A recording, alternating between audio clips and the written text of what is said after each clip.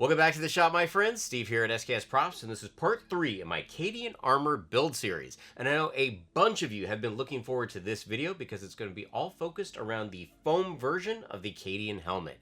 Now, I still have an STL file that you can download for free, and I'll link those down below. But if you don't have a 3D printer, or you just want to build it the old-fashioned way, this video is for you.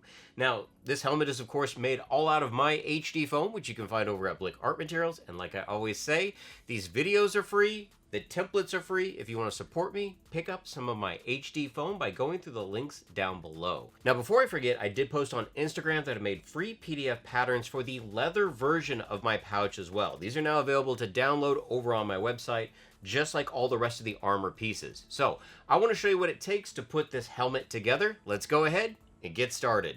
To start this build, we're going to need parts A, B, and C. These all need to be traced onto some 10mm foam and then mirrored for the opposite side.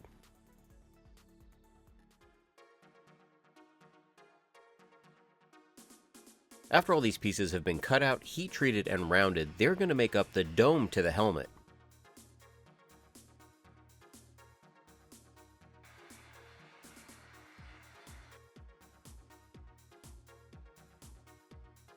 Because these seams will be under a lot of pressure, I'm going to be using some weldwood contact cement. To start, I'm going to apply it to the interior seam of the two Part A pieces. After the glue had dried, I could then firmly press the foam together. Now, I'd recommend to start in the front and work your way to the back. When you get about half to 3/4 of the way done, start in the back and then work your way towards the middle. This process can then be repeated for the Part B pieces, again starting in the front. Now, if your seams aren't perfect, we're going to clean them up later. It's more important to get the foam to bend the way you need to at this point.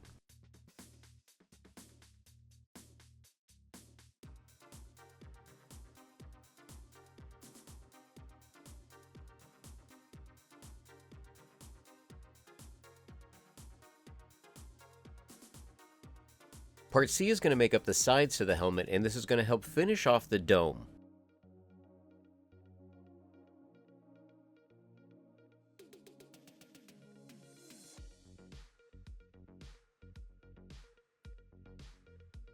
Using a smooth sanding drum and some sanding sponges, I knocked the seams down to be as smooth as possible.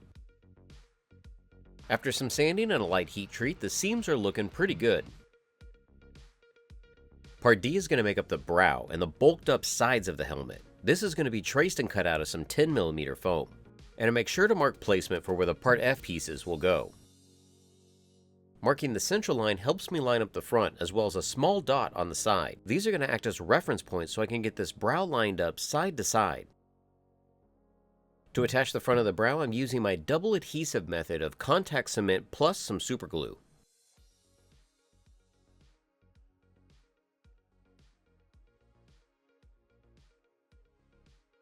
Before I glue the side of Part D down, I mark placement just to make sure I don't get any excess adhesive outside this line.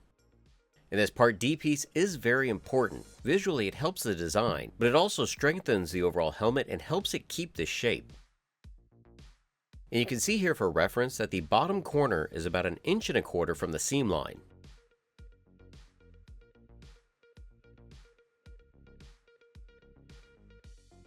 You can see here that I've got some excess foam on the underside of the brow that I can mark and trim away with a very sharp knife.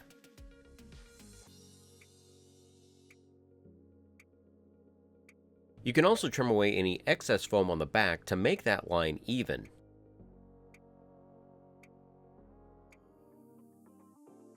The cheek guards are going to be made up of Part E, and these are also going to be traced and cut out of some 10mm foam.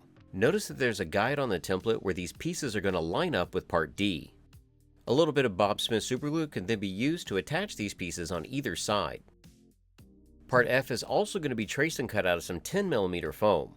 And on my version, I did add angles to all the sides, but you don't necessarily have to. To glue this into place, I would recommend to start with the front two corners and then work your way to the back. This is going to help you line it up since Part D is curved.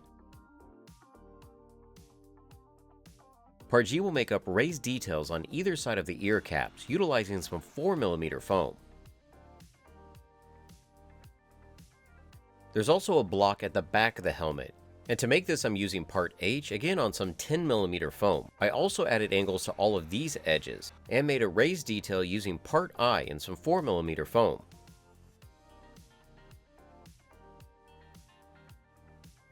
Part J will make up a lower ring at the bottom of the helmet. This gives a nice stepped look to the overall design, but it also helps reinforce the foam.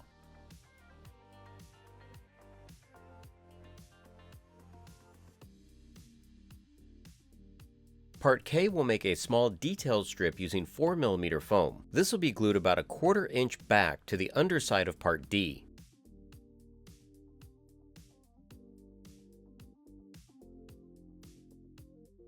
I created the Imperial skull and wing design in Adobe, and then saved that file as an SVG and sent it over to my Glowforge. Now of course you don't need a laser to do this, you could also cut it out by hand and use a wood burner for the details. For my design, the skull was cut out of 6mm foam while the wings were cut out of 4mm. This allowed the skull to just look a little more prominent in the design. The design can then be glued to the front of the helmet using some super glue.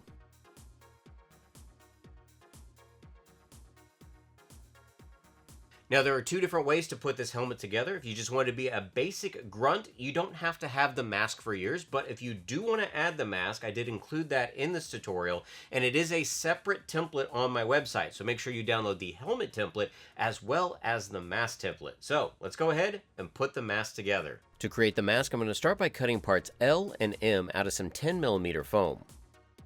Notice that all these edges are cut at an angle to get the correct shape. To make the recessed boxes on part L, I used a well-sharpened hobby blade and I cut through the foam. I could then press the foam back with a tool to give it that slight depression.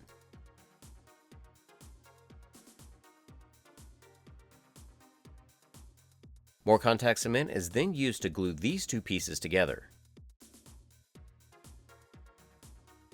Part N will make up the sides of the mask, and this will be traced and cut out of some 6mm foam and mirrored for the opposite side. These pieces will also need to have angled cuts on the interior to match up with parts L and M.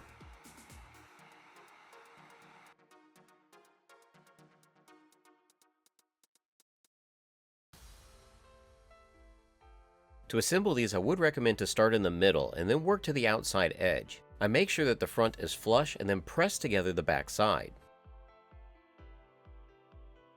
To create the respirators on either side, I'm going to be using parts O and P. O is going to be traced and cut out of some 2mm foam, while part P will be traced and cut out of 10. These will then be stacked and glued together. Then I can line up placement on either side of the mask. To make the mask and helmet fit you, I would recommend to dry fit it into place before gluing it. I'm just using some sewing needles, and what worked for me was to have the bottom corner of the mask about 1.5 inches back on part E. Using part Q, I cut 2 blocks of 10mm foam. These were glued on either side so I could attach the top of the mask on the interior.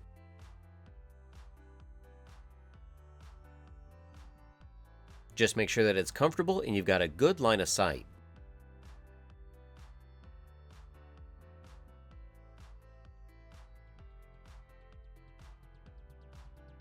If you've been following along with my Instagram, you'll see that I've been working on these, a full-scale las gun as well as a las pistol. The STL files for these are currently available, and I'll link them down below. In a future video, I will also have free foam templates, and I'll show you how to craft these the old-fashioned way. Now, if you are interested in making your own armor set, I did make a group over on Facebook, the Cadian Cosplay group at DragonCon, and you're welcome to join even if you're not going to DragonCon. What we're doing in there is sharing a bunch of our progress photos to inspire everyone else.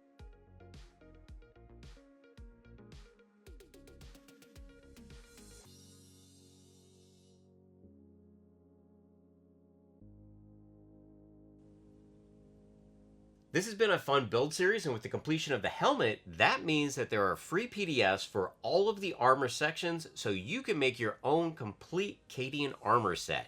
Now, I know I still need to weather these and paint them, and that will be in the next video, so you still need to swing back by for that one. But if you are building any of my builds or utilizing some HD foam, be sure to tag me at SKSProps on Twitter and Instagram, because I love seeing your creations. Until next time, build your best with the best. HD foam.